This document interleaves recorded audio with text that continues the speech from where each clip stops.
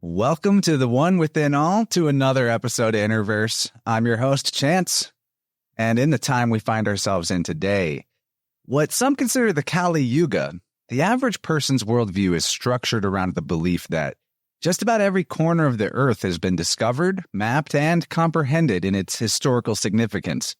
Sure, there's a few more details to sort out here and there, but those expert scientists, archaeologists, and geologists have just about got it all figured out. And so it's not too often that someone comes along and discovers something new about an ancient artifact that hundreds or thousands of educated minds have already seen and explained away in the typical reductionist fashion.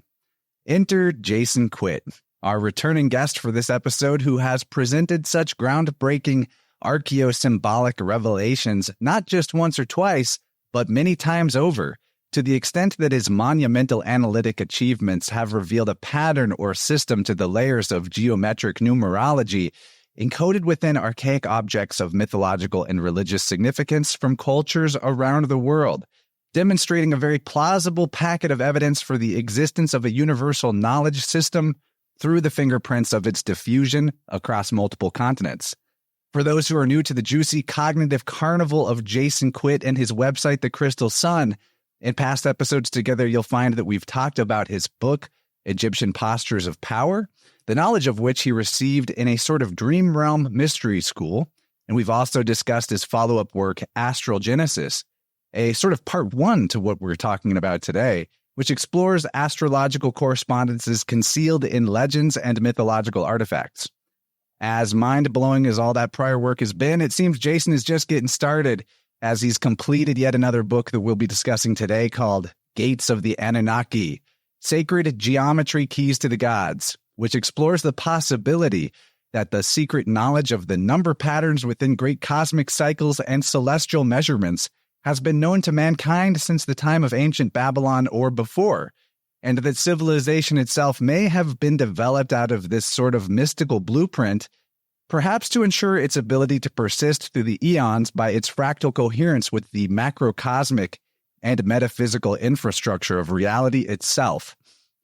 This new book carries the reader through the emergence of the first large cities of Mesopotamia and what their writing, artifacts, and symbolism unveil about the mechanics of creation itself. It's a lot to unpack, and I'm super excited to be speaking with Jason again. So if you're interested in the new book or checking out the extended episode, get into the show notes below and find links to Jason's work and all the ways you can support InnerVerse. All right, so let's get into it once again with the geometric quest of one of my favorite guests, the Anunnaki analyst and crystalline inquisitor, Jason Quitt. Welcome back to InnerVerse, man. Thanks for being here. Always great to be back here. Yeah, you gotta talk. I'm out of breath from all that. No, that was I think that was one of the best intros I've had. So thank you for that. And no, it really is this journey of discovery and trying to look at things with a completely different perspective and applying different knowledge sets, especially with the occult and astronomy and sacred geometry, and applying it to things that we have available to us.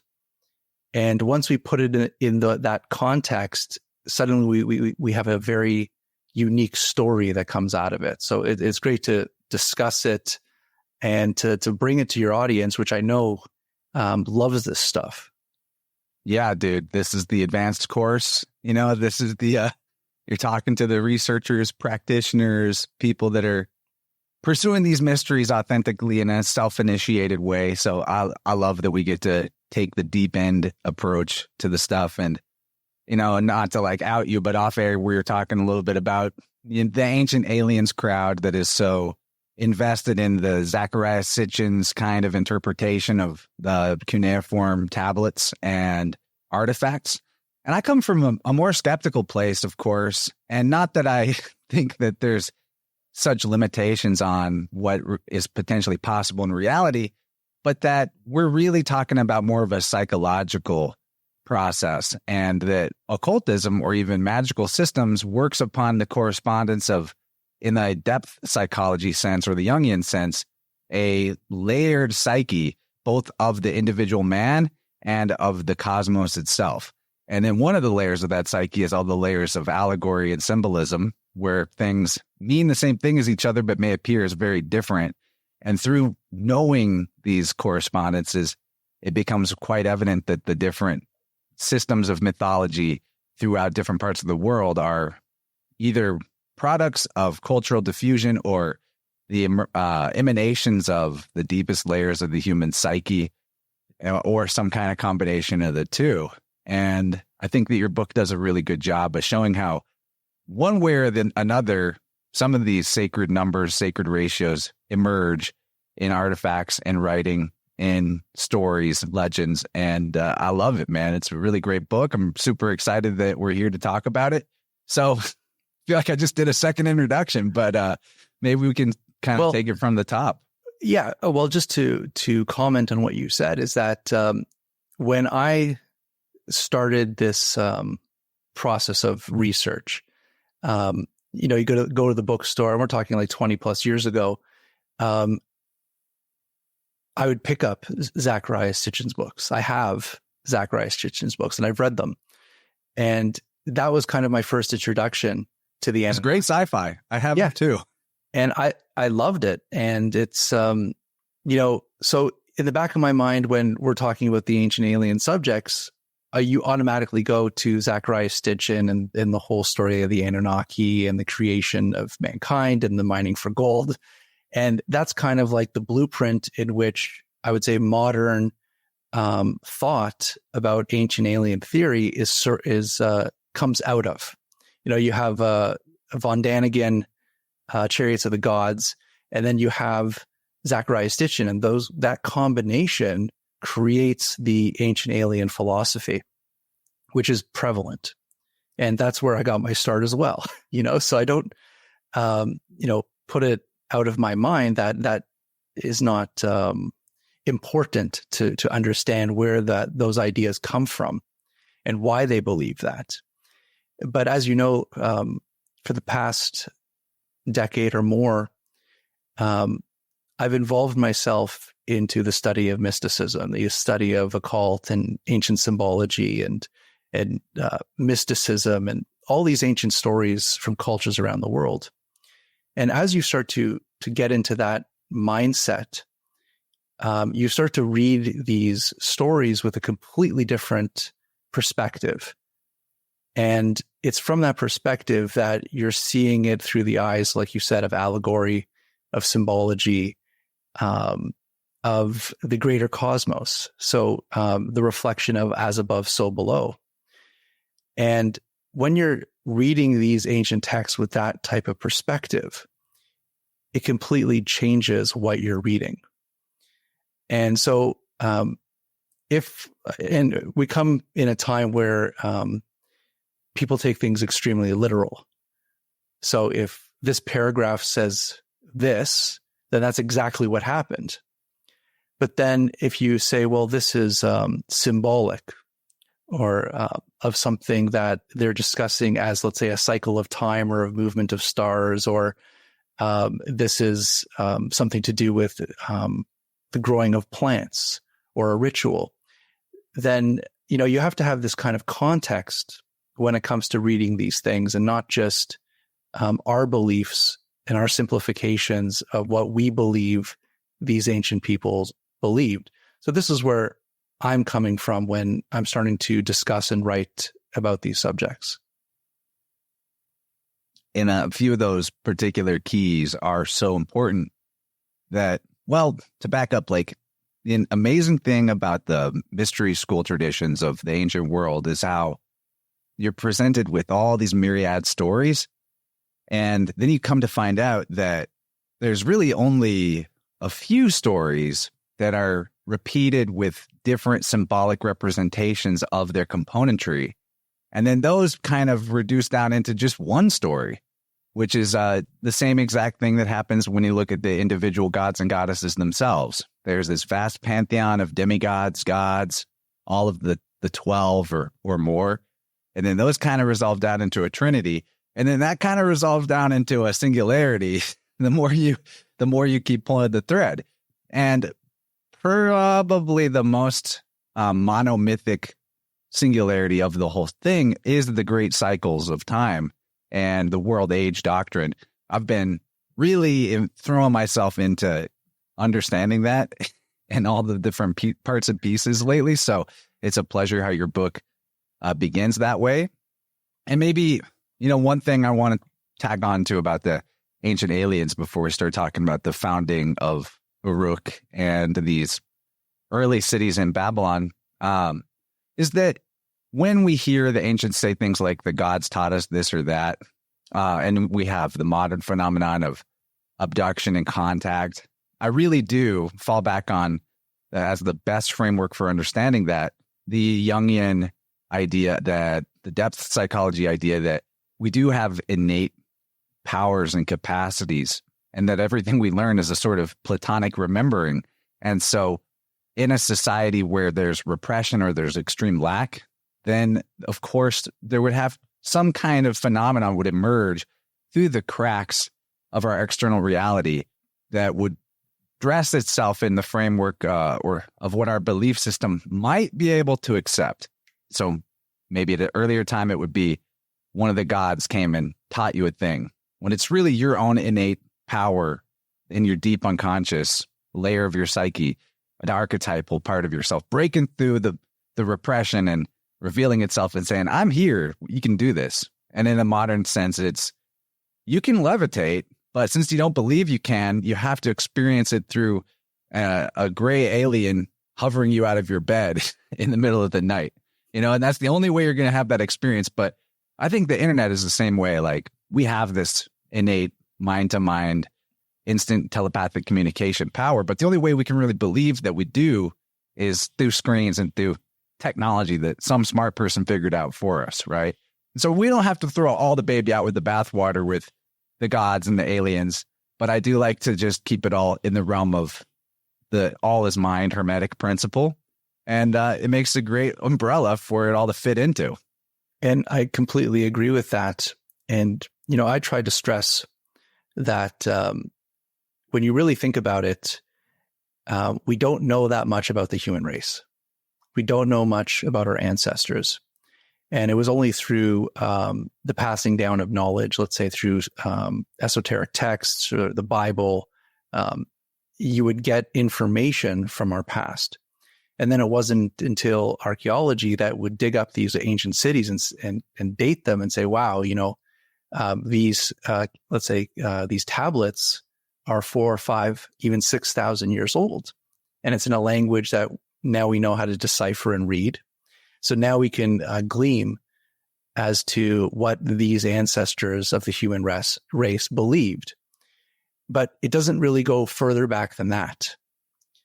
So we can see places like Göbekli Tepe where there really isn't a written language found there, but there's more like zoological symbols or star symbols on these pillars.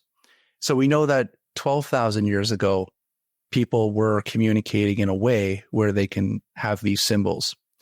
But going further back than that, we have virtually nothing. We have like chicken scratches on bones, found in caves. So, we find things going back maybe even 30,000 years of people marking the cycles of the moon on antlers and bones. But we don't really have much information of our ancestors. So as a collective, like you were saying, I really believe, and it's from my experience, that we have access to the knowledge of the human race going back hundreds of thousands of years in this kind of psychic realm. And we have access to it, but we don't truly understand it. So it will come to us in certain ways to teach us. So in these mysteries, like even with myself and my own experiences, sure, you can call it contact or channeling or downloads. You'll receive some type of information to kind of set you on a path. But a lot of these things where they say the gods, and this is what I'm learning about when I'm looking at Egyptian texts and Sumerian texts, is when they say the gods, they may be referring to the constellations. So the beings in the sky were really these star systems or these clusters of stars that we call constellations. And when they appeared in the sky, they taught them certain things because the world changed. And most people will disassociate that connection entirely and say, they were speaking about gods. And when you talk about Anunnaki, they were physical beings that were here that, taught us and were with us. But when you read the actual tablet stories, and there's multiple stories, not all the stories are the same. So even the creation story of mankind, there's different variations of that in the Sumerian texts, and it changed over a period of time from, the Sumerians to the Akkadians to the Babylonians. So which one are we going to believe? Which tablet are we going to pick up and say, this is the truth, and this tablet over here is not the truth? How can we do that? But when it comes to the Bible and religious texts, they formulated the books and says, okay, now this is the only truth. Whatever is in this book is the only truth, and everything else is false. And getting into the Gates of the Anunnaki, the book, what I really wanted to do was show the reader that once you read the ancient tablets of, let's say, the Epic of Gilgamesh, or the Descent of Inanna, or the herds of Nana, once you read these ancient texts, you start to realize that the same themes, the motifs, the same type of storylines are in these ancient texts that predate biblical texts. Sometimes by thousands of years, it predates it. And it's this, like you said, it's the same story, it's the same solar myth, it's the same about cycles of time.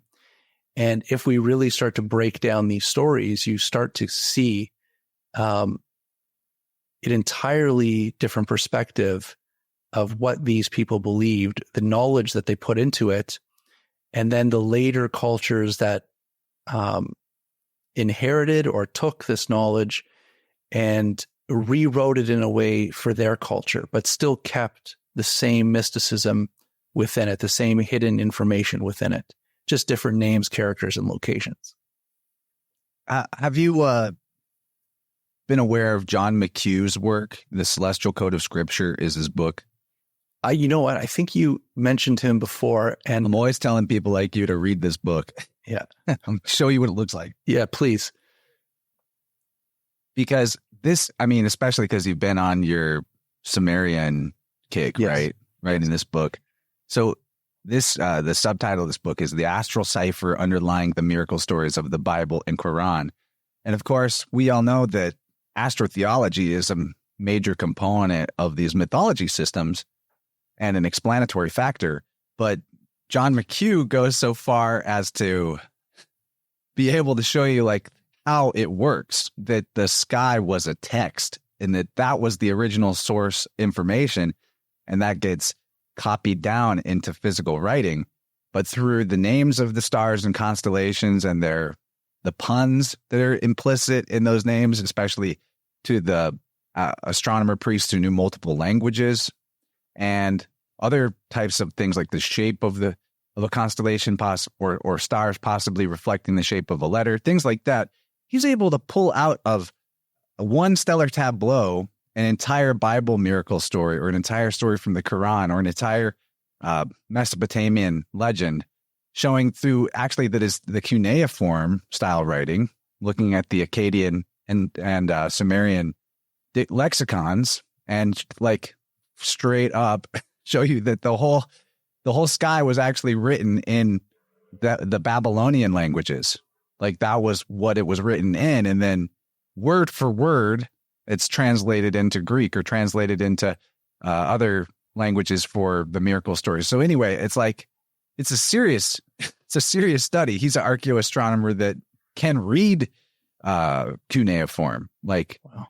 That's nothing to sneeze at, because this stuff's very, very complicated. So I got to just get you guys talking sometime, maybe on a shared show. But yeah, definitely check out that book, because I mean, it will be like reviewing the astrotheology of it, but it will also be very fascinating in the sort of granular breakdown of blow by blow. This word comes from this star. This word in this verse comes from that constellation. The way that you do in a meticulous way in your examination of artifacts and the angles and stuff. Yeah.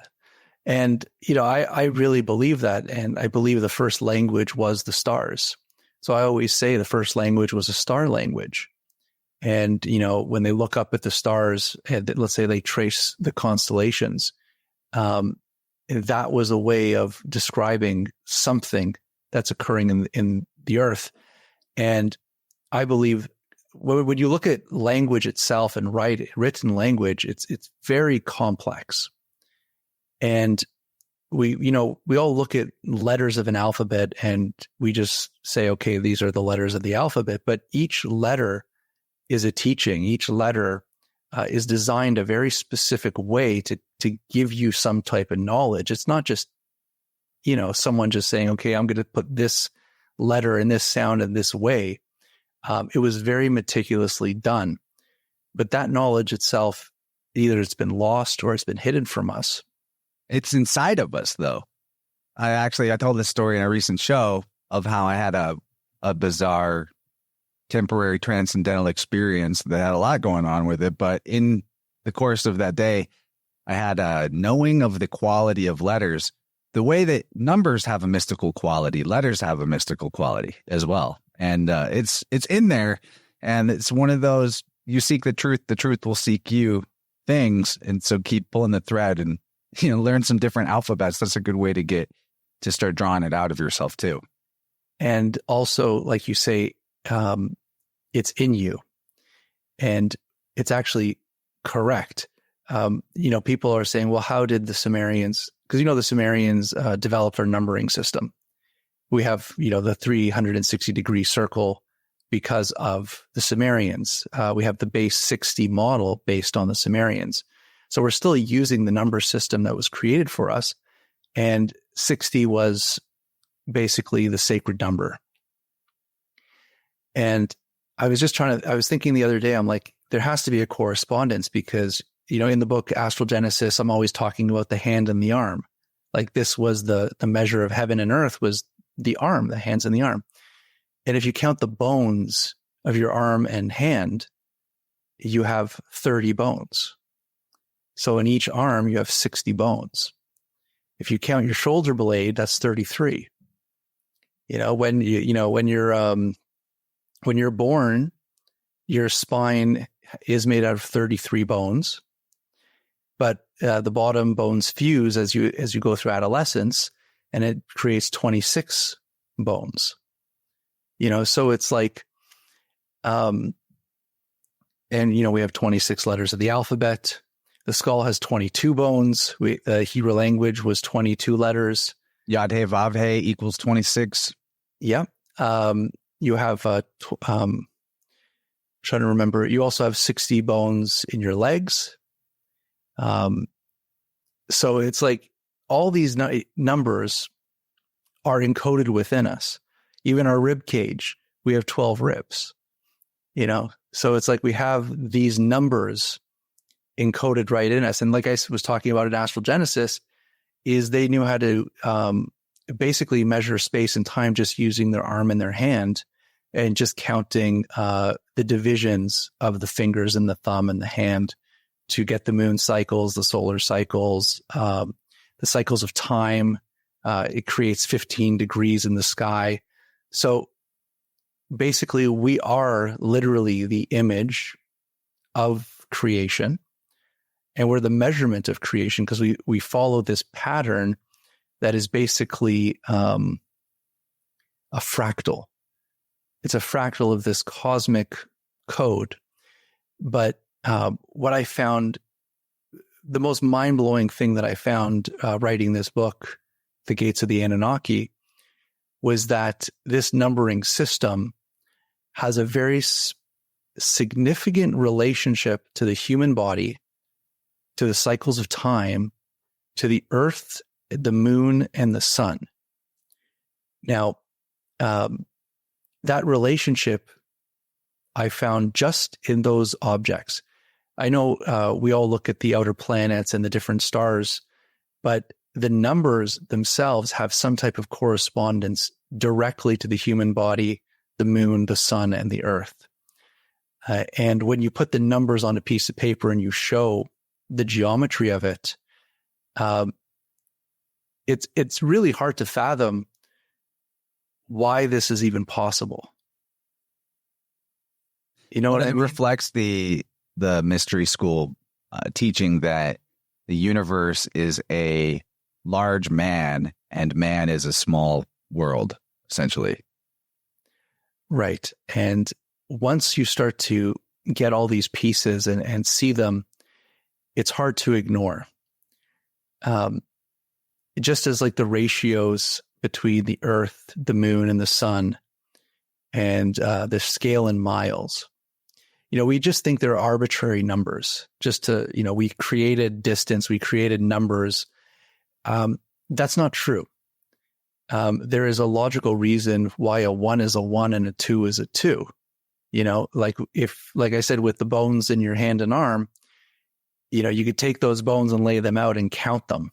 They'll always be the same number, right? So it's not an arbitrary thing. And as I'm going through these mysteries, especially when you speak of the gods, well, first of all, what are the Anunnaki? We hear this word, it's a loaded word. People have various understanding of what the Anunnaki is. The Anunnaki are the children or the descendants of Anu, the god of heaven, and Ki, the goddess of the earth. So when Anu and Ki get together, they have children, and those are the Anunnaki. Okay. Yes, and I'll just throw some linguistic syncretism onto that real quick. How Anu is year, and the sky marks the year, right? Then Ki is in a very common letter swap philologically, G and K or G and C. That becomes Gay, which is a name for Gaia. So it's the sky and the earth, essentially, just like every other cosmogenesis that's out there. Exactly. And when you put the Egyptian hierarchy side by side with the Anunnaki, the Sumerian hierarchy, it's almost identical. Even the stories themselves are almost identical, just different names. So, for example, you have,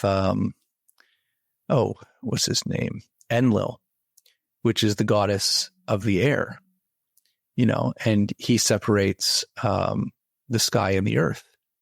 Just the same exact thing is talked about in Egyptian, where it's Shu who separates Geb and Nut, and Shu is the god of the air. This is the same thing. Enlil is the god of the air who separates. So when you start looking at the hierarchies of gods, what it really is, in my opinion, is they're trying to map the levels of creation, from the void. So when you look at the first of creation, it's the dark waters, it's the void, it's the chaos, the infinite space. You have the Absu and Tiamat. These are the basically the dark waters. And in Egyptian hierarchy, it starts out with Nun and the Ogdad. Ogdad? My pronunciation. Basically, Ogdoad? Ogdad, yeah. It's basically represents the dark waters of Nun, which is like a cosmic abyss. And it's from the dark waters of Nun that Ra becomes self-realized, speaks his own name, and separates from the waters as the light of the world. Like this is the solar myth. He becomes the first light, casting his light and shadow down on the first earth mound, which is the Benben stone, which is the shape of a pyramid. And that's why pyramids are solar symbolism of creation, of the source. So Ra is the pyramid, or visualize the pyramid. Whereas in Sumerian, you have the Absu and Tiamat, which is the darkness, the dark waters, the chaos. And from them, you have basically heaven and earth being brought out of them. So it follows the same concept. And so when you're looking at these hierarchies, it's not just gods. Each god symbolizes something very specific in the acts of creation. Like I said, Enlil is air. Enki is water. You have the gods of fertility, like Inanna is the god of fertility. So you have all these acts of creation as they follow the hierarchy down. So it's basically a teaching. The hierarchy is a teaching of creation from the top down and how the world is built. And then they're personified in that way. And, when you're looking at these ancient texts, I think the earlier text basically tells you that this is their role, this is who they are. And then as it gets later into time, they're more like deified as the personified being, like they're walking the earth. So when people ask me, do I believe these gods actually walk the earth? I say, or did these beings come from the stars? I always say, they didn't come from the stars. They are the stars. It's just a different way of seeing what these things actually were in the context of the original teachings of who these beings were. And even Christianity has it. Once you comprehend that whatever great father archetype we're talking about, whether it's Anu or Kronos, that he's represented as walking the earth in a body, and Noah is that character in the Christian or Jewish mythology. I'll give a couple of good examples here, because I really liked your very opening chapter about the birth of the first urban city, or the oldest one that we seem to think is out there. Of course, we don't know what's in the layers below, and who knows how far. I think we've always been here and been doing this cyclically for a long time, maybe always. But, you say, this is from your book, according to the Sumerians themselves, their knowledge was gifted to them directly from the gods and demigods, the 7 sages that brought wisdom and knowledge to the world. I want to zero in on the 7 sages part, because that notion is reflected in lots of other mythologies, particularly noticeable in the Hindu with the 7 rishis, who are the mind-born sons of Brahma. And that's what the Sky Father or the Great Father represents, is the mind that orders the chaotic matter that is the mother. They're also symbolized in the 7 stars of the Big Dipper, and these 7 sages, 7 rishis, first 7 kings of Rome before, the more modern era of the Roman Empire. They're the 7 planets, who in Hebrew, the word for planets is actually in Genesis translated as dispensers. So they're dispensers of law, dispensers of technology, inventions, civilization. And in each, what they call in Hinduism, Manvantara, that's a world age, or an age of Menu, an age of this great father who reincarnates the close and opening of different eons. They're reborn in the physical world. So in Hinduism, it's Menu. He's the reincarnating great father. And with the 7 rishis plus Menu, that makes 8. And that's the 8-form deity, like we see in the Bhagavad symbol of Taoism, or in Hermes' words from the inscription at Heliopolis, where he says, I am 1 who becomes 2. I am 2 who becomes 4. I am 4 who becomes 8. I am 1 after that. And Noah's a version of this. He closes and begins a world age. He has himself plus 7 others on his boat with him. That's the 7 rishis plus Menu. That's 8. The Ogdoad of the Egyptians that you alluded to, those are the 4 pairs of primeval forces born out of the waters of chaos. And you're seeing the symbolism when they come out of the ocean, or they're like half fish or something. And that's part of the 7 sages of the Sumerian cosmogony as well, that they emerged out of the Indian Ocean. That's the same metaphor as coming off of the ark after a deluge and to create a new world. So that just really got me thinking. And it's interesting with the Sumerians, because some of these civilizational introductions that are given from there seems to maybe originate from there, possibly. And some of that stuff has stuck with us in civilization ever since. Yeah, it's, I would say it's the earliest recordings that we've translated that speak directly to these mythological systems, I'll say. And, if we finish that was from the Epic of Gilgamesh. In the beginning of the Epic of Gilgamesh, it's talking about how Gilgamesh is, this great demigod on the earth, and he's building this great city, which is Uruk. But what he's saying is that he's building it on the cornerstones and foundation of the seven sages that existed there before the deluge, before the flood. So basically, he's copying this ancient city that used to be there, but now it's called Uruk, and he's building it, and he's the king. So even in the earliest writings that predate the biblical notion of Noah and the Great Flood, the first couple sentences of the Epic of Gilgamesh speak of that. It says, "I am building this city on the cornerstones of this once great city that used to exist here," which I found it's quite amazing to even think about an ancient thing. And we know that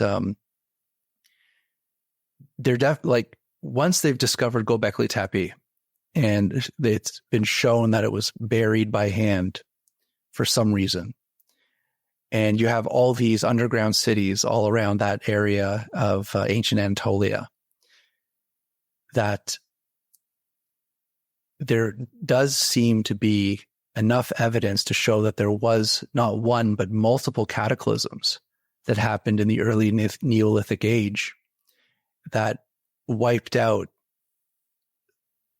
civilizations that used to be there that probably we will never have evidence of, except the fact that we have these stories of these great floods.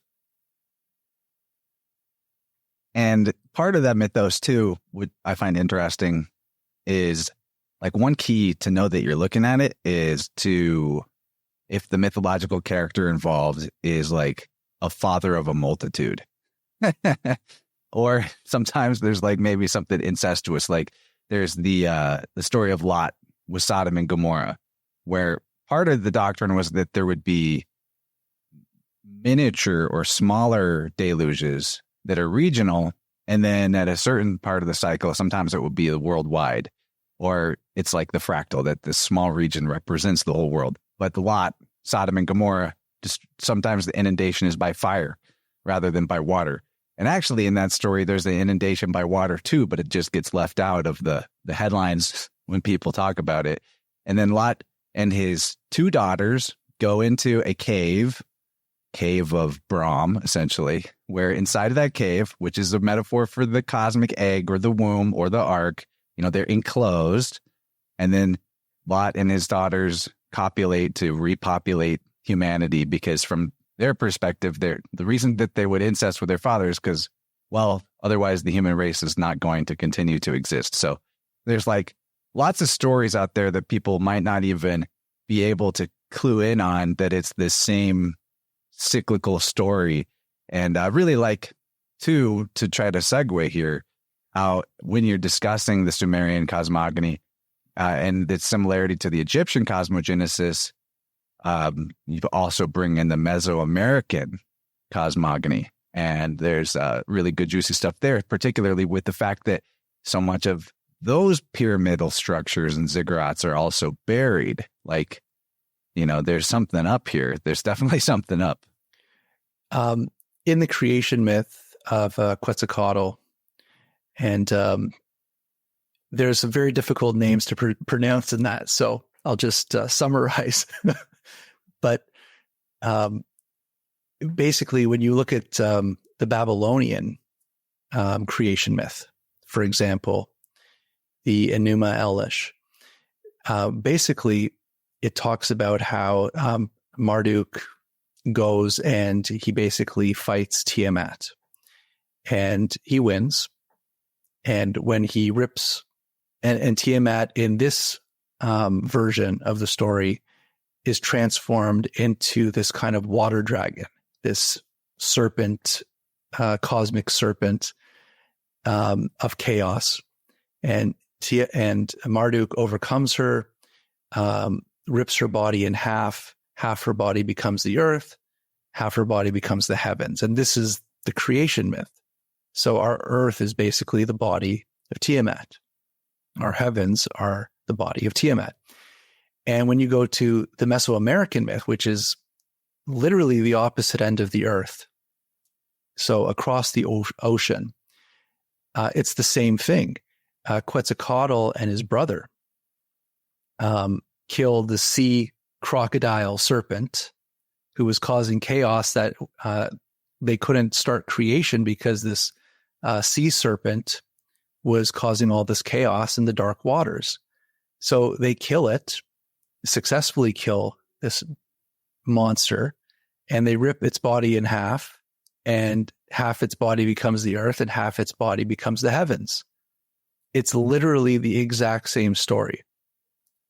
And, how can you say it's just a coincidence? It's the exact same story, and people will just kind of separate it and pretend that information doesn't exist, because I don't know why, but in our knowledge base, or an academic knowledge base, it's almost like we're not allowed to connect cultures. It's almost like, no, everybody is unique. Everybody grew up very specifically in their own thing. And because there was no contact, there cannot be these similarities, but there's glaring similarities once you start to pick apart these myths. Yeah, I've had in the past pushback from people where I'm, I guess, challenging their specialness with their chosen version of paganism to identify with. And I think it's much more powerful to be able to embrace the universality of this, because it does open up the question of like, hey, if the main thrust underlying all of this mythology, once you boil down the most important symbols of it, is this world age doctrine. If in the Bible, every time practically you see the word world, what it actually said in Greek was ion or aeon, what's that about? That means age, but they're translating it as world. We call things that are non-spiritual or non-religious secular in our modern time. Well, that comes from the Latin seculum, which means age, an age. So you can't really take the peanut butter out of the chocolate with this world age doctrine being part and parcel of every system everywhere all the time. You just need to know the few keys, like that the goddess is the boat and also the earth, and also sometimes the boat is shaped like a snake. Sometimes she's an egg instead, and the serpent wrapped around the egg, or the tree. That's the great God or the mind that's bringing the order to it. The Druids, I just recently found out, even had a ritual of floating a glass egg with a ring of gold around it, which is their version of the symbolism of the serpent wrapped around the egg, essentially. Or even when you see the Ouroboros, that's just a two-dimensional cross-section of a serpent wrapped around an egg. It's the same thing. It just became a circle instead. So to me, that's the most exciting syncretism going on right now. The Indians, for the Hindus, they even use a divided in half egg to represent the what they call the arga, which is their word for ark, right? So it just goes on. And when you're talking about that Tiamat being divided in half to form the body of the universe, that's the egg being cracked, or the egg being divided in half. And another, fascinating thing about this to me is how maybe it seems to me like the mythos might be trying to point to a reincarnation of this firstborn of the first cause. The Greeks call the protagonos, the savior, essentially son of God, coming at each closing and opening of a new world age as if the world itself is literally a type of egg, and that when it hatches, that's when God essentially is born into a body. That's when consciousness wakes up and realizes its universal nature in physical form, and everything goes into a golden age while consciousness is in that state. And the deluge that accompanies it is from the cracking of that egg and the waters of chaos having to flood in or out, so to speak, now that the shell is broken. But it's like a necessary part of the awakening process that, you know, you want an omelet, you got to break a few eggs. Right. And just the symbology of water itself, like the symbolism of dying and crossing the river, taking the ferry across the river. It's the same thing with baptism. You're being baptized by water, and it's a form of death to be reborn. So as you're passing from the physical to the spiritual world, you pass a boundary, which symbolically is this boundary of water. And this is the firmament, the boundary of space as well. So, we're looking at all these layers of symbolism that is built in to these ancient texts that, unless that you were initiated into the mysteries and studied this, no one could just figure this out. This is a very ancient system that has been passed down. And the whole point of writing these books, especially Astral Genesis, was I really wanted to find this key that connects everything, right?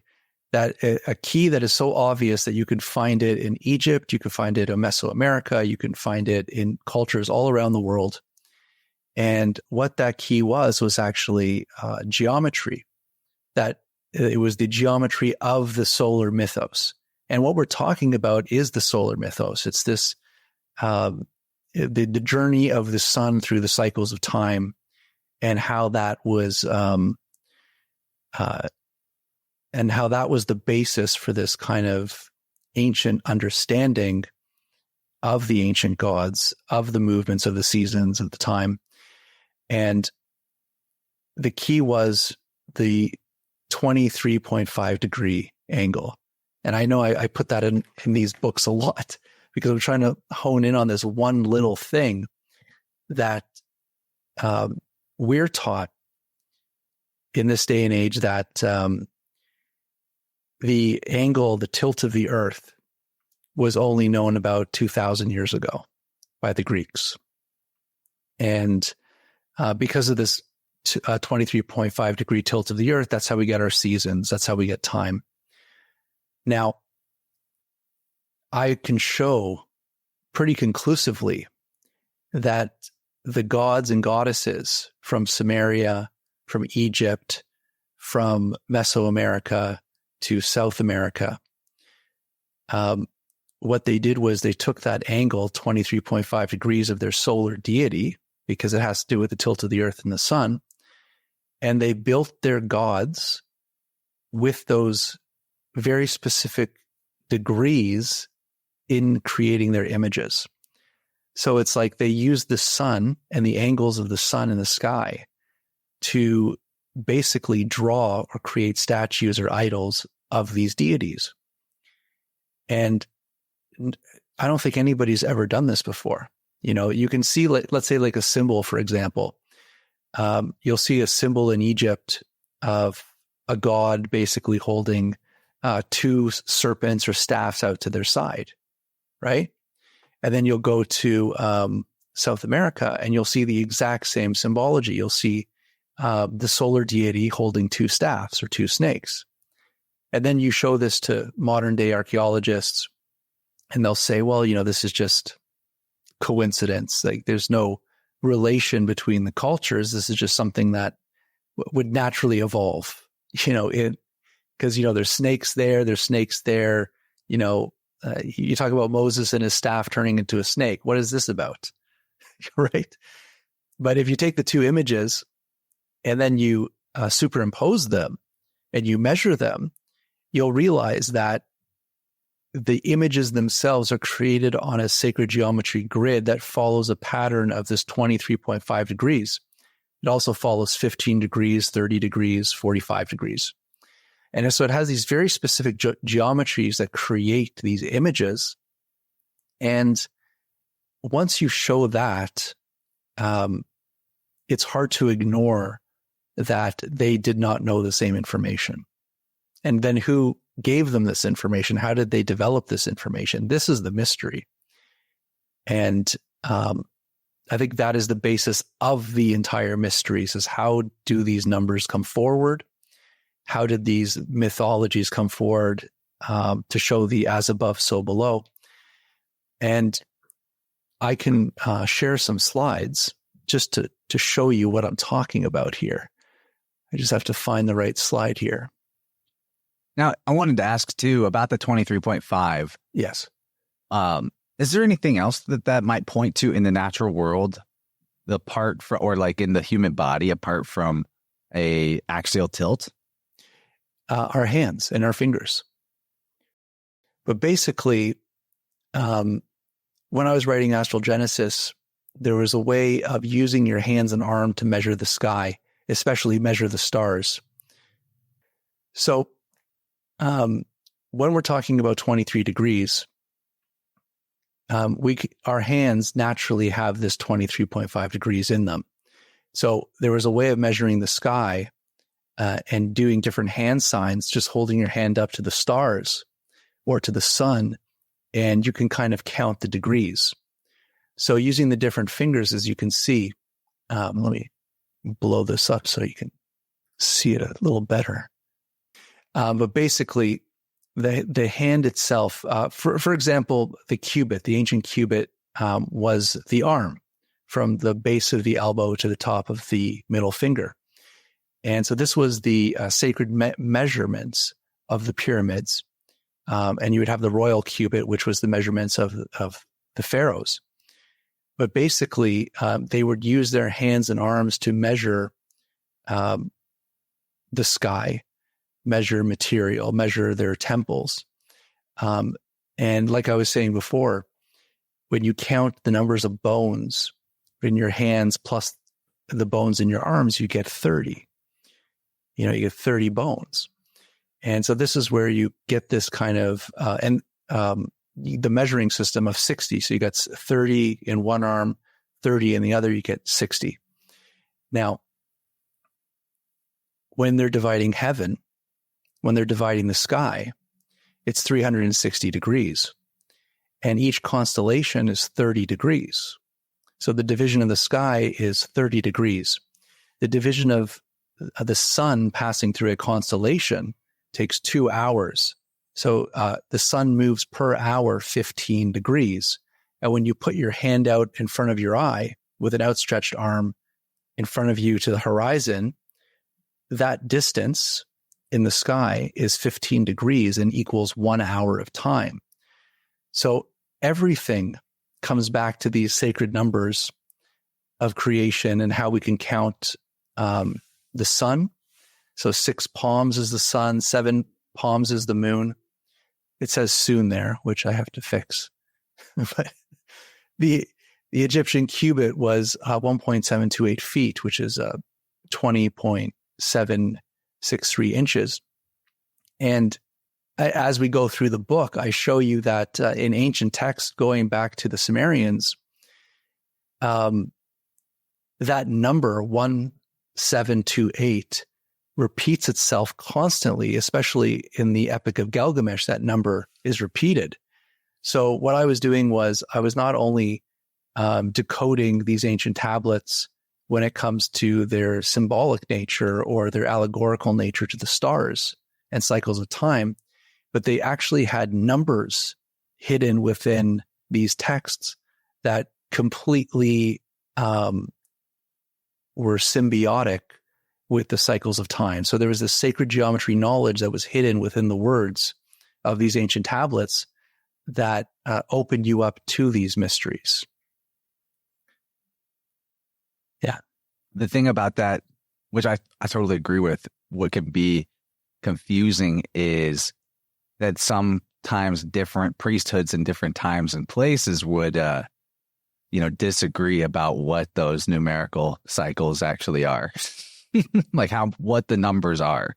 Like, for example, the reincarnation of the Savior would variously be described as occurring every 600 or 650 or 608 or maybe 1,000 year cycles. And so you got to be aware of that. Like, there's when you're looking at this stuff, it doesn't necessarily always agree in what they are saying is attributed to these cycles, but what does agree is the importance of the sexagesimal system and the importance of the idea of cyclical time, for sure. And if you take this off the screen right now, I'm just going to look, because I know that the Kali Yuga is one cycle of the Kali Yuga is 1.728 million years. So again, you have that exact same number.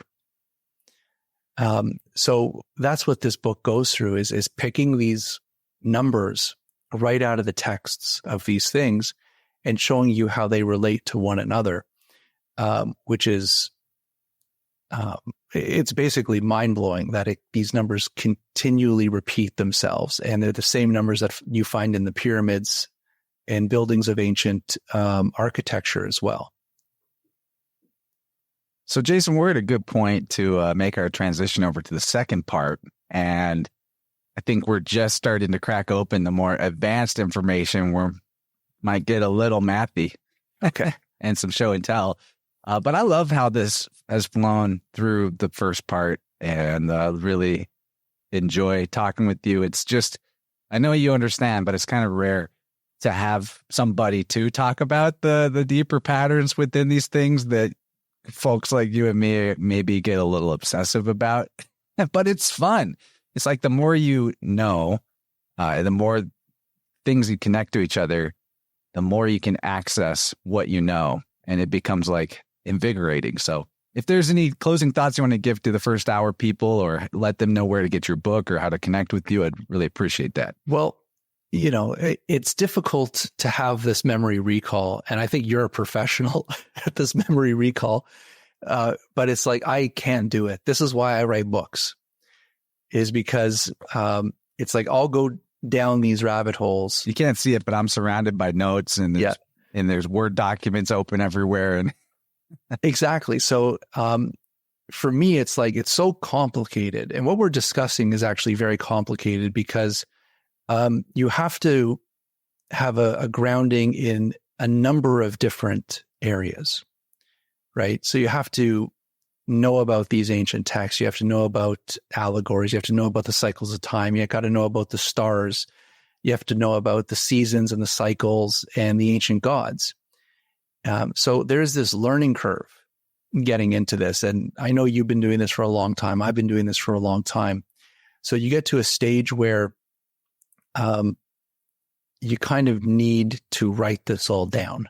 You need this kind of guidebook, because even myself, I'm like, oh, what was that thing? And then I'll grab my own book and go, oh yeah, that's it. See right here.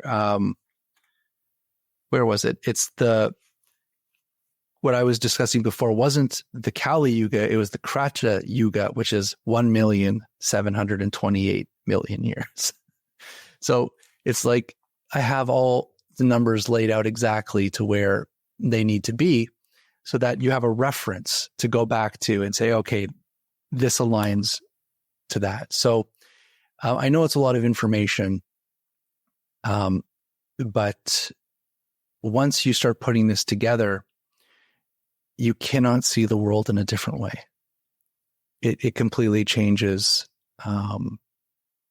everything. And I like to go back to Manly P. Hall quote, which has to do is, once you understand the language of symbolism, so you have to go back to remember the quote too. But a great veil will be lifted from your eyes, the eyes of men. And think of the world we live in right now. It's a mess. All right. Basically, we still are in tribal warfare of, my ideology is better than your ideology type of things. But that ideology, there's trees alive today growing that are older than your religion. You know, that's true. So we have to understand that there is knowledge and information that came before that your knowledge is based on.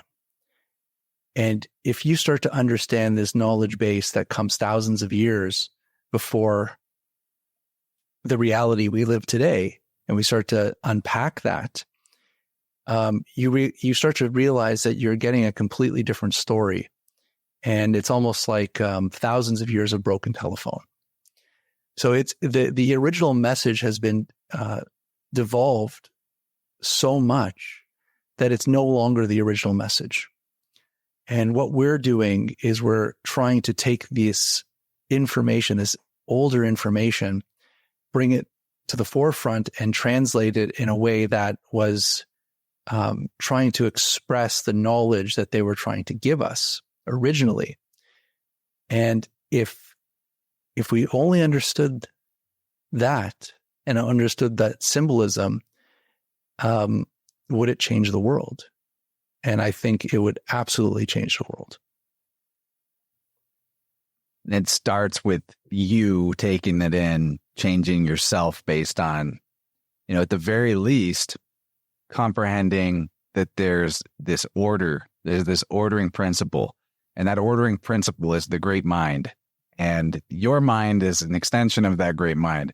Your soul emanates from the world soul. So the more that you can articulate the coherent pattern in your consciousness, the more your life will begin to take on a coherent pattern that's, biophilic and life supporting. So I think that's the best pitch I can give for people to do the work and go further with books like yours. And glad that we're doing this, and look forward to the second part, man. Thanks for being here. Thank you. Yeah, buddy. The great Jason Quitt strikes again. Loved this hangout. He's got a really relaxed energy. For me, I'm almost like exploding with enthusiasm sometimes. So I like the pacing of Jason, where he's not slow, like too slow, but like methodical, enunciating clearly. We're not in a hurry here. And I think that balances my Aries tendencies out quite well. And his new book is very cool. And I'm impressed that he's continuing to put out material and make interesting discoveries. And he wanted me to remind you, in case it didn't get into the interview, that you can find him at thecrystalsun.com, thecrystalsun.com. And that's where you'll find his books. They're also going to be on Amazon. I've got all of them in either physical or digital form, except apparently there's a secret first book called Forbidden Knowledge that I didn't even know about, that I just found out off the air from him about. So he said that it's a real punch in the gut of reality. So maybe check that one out too, if you're curious about his astral travel, other dimensional experiences, which is the whole thing that got me interested in talking to him in the first place.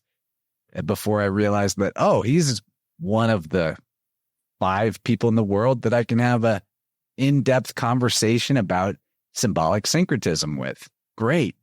So I love that. And one thing I should remind you of too, promotionally speaking, is that if you want the second hour of the conversation, you get on Patreon or Rockfin or the YouTube membership. But at this point, I'm like, what's keeping you from Patreon? It's $5. It's a good deal. You're getting 4 or 5 extended episodes of InnerVerse a month, typically. Maybe on a slow month, you might get 3. But also, we're tending to average about 1 or 2 episodes of the Inner World show, me and Dylan, in a month. So that's very good stuff for $5. It's kind of like, how do you beat that? And it's one of the few ways that the work I'm putting out there can reciprocate some support for me and my family. So I think I've made my case. You want to hear the second part of this talk, you can get it on those platforms linked in the show notes. We talked about the myth of Gilgamesh, the descent of Inanna, how these things parallel the Genesis, the snake and the immortality symbolism, the mystical 72, the symbolism of the crescent moon shape, the hymn of the herds of Nana, the pattern or the template of the celestial sacred geometry as it's laid out. And we talked about divination, the various astrotheological Sumerian artifacts like the 4,000-year-old seal of Ada, the geometry of Ishtar and Anna, the queen of night in heaven, and just what makes an artifact sacred and gives it the generative power. All of that and a lot more. That's just the highlights that I was able to type up while we were in the middle of it all. Oh, just remember something I forgot to tell him. I'll get to it later.